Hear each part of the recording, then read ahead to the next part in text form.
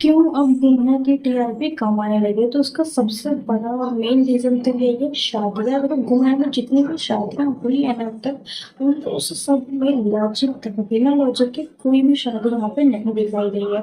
अब अगर हम बात करते हैं सीजन 1 की, तो सही और विराट की शादी इस वजह से हुई थी कि सही का कोई था नहीं आगे पीछे, और विराट ने सही के आगे से वादा किया था कि वो सही का ख्याल रखा। अब सेकंड सीजन में आते हैं तो ईशान और सभी की शादी, ईशान और सभी की शादी इसलिए हुई थी कि सभी का कोई था नहीं ऑफकोर्स, और ईशान जो है वो गिरगिट में रह चुका था। सही, सभी और रजत की शादी इसलिए हुई थी क्योंकि उन्हें सही को और सही का ख्याल रखना था, उसे खुशियां देनी थी, उसे सेफ रखना था।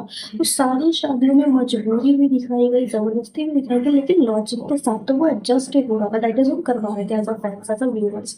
लेकिन तेजू और नील की शादी में ना वो मजबूरी दिखाना, वो वादा दिखाना, दोनों ही चीजों को यहाँ पे साइड कर दिया है। मजबूरी यहाँ पे इसलिए नहीं दिखा पाई ठीक तरीके से क्योंकि नील को क्लियर था कि तेजू से शादी नहीं करना चाहती है, फिर भी नील ने उससे शादी कर ली और नील उससे प्यार करता है। अब यहाँ पे अगर हीरो की हम बात करते हैं ना, तो हीरो तो बहुत अलग होता है ना, मतलब वो तो कभी गलत कर ही नहीं सकता, ऐसा वही तो हीरो होता है।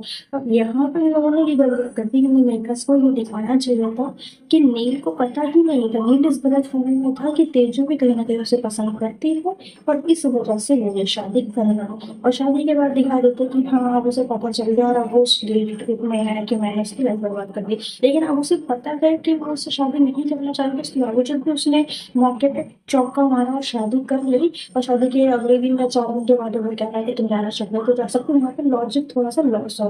हीरो जब नील को इतना स्वीट, इतना प्यारा, इतना क्यूट वाला कैरेक्टर बनाया ना, तो उसमें कमियां नहीं होनी चाहिए थी। तो ये एक बहुत ही बड़ी कमी हो गई है मेकर्स के द्वारा, जिस चीज का हमें ध्यान रखना चाहिए था।